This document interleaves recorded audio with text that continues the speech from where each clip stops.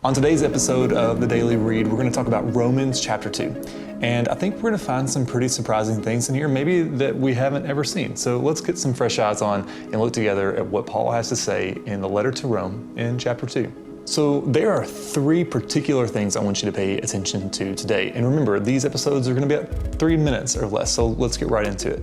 The first one is this, that Romans chapter 2 is like the B-side. So remember if you had a tape deck, right, how you'd like listen all the way through the A side of the tape, and then it would get to the end and you'd flip it over and it'd have more music on it, the B-sides. So this is really the B-sides to Romans chapter 1. And the reason is because Paul is continuing to draw out this idea that at the end of Romans 1, he gives us a laundry list of sins. And then in Romans 2, he's like, yo, listen, be really slow to judge people because we're all guilty of these things. And so that's the first thing.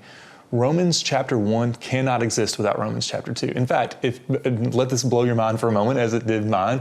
These letters were never written with chapter and verse markings. They were meant to be read as an entirety of a piece of work. And so sometimes these chapters and verse markings can do good things for us, but sometimes they can unnecessarily break apart ideas like they do right in between chapter 1 and chapter 2 of Romans. So the second thing that we see in Romans chapter 2 is that it's deeply racial. And what I mean by that is Paul is addressing specifically the Jews here. They see themselves as God's chosen people, and they were referring generally to the Gentiles constantly as dogs, as less than. And what Paul is reminding them of is he's saying, listen.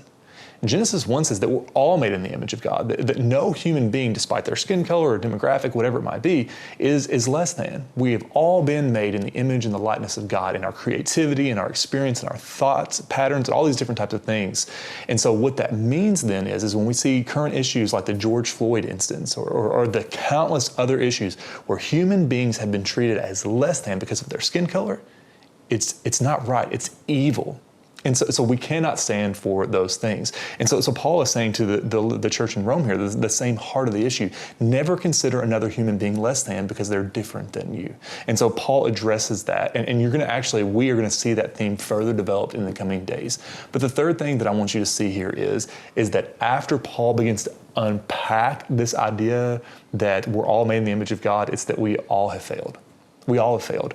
All of us have fallen short of what God intended for us. And that means we're all guilty under the law.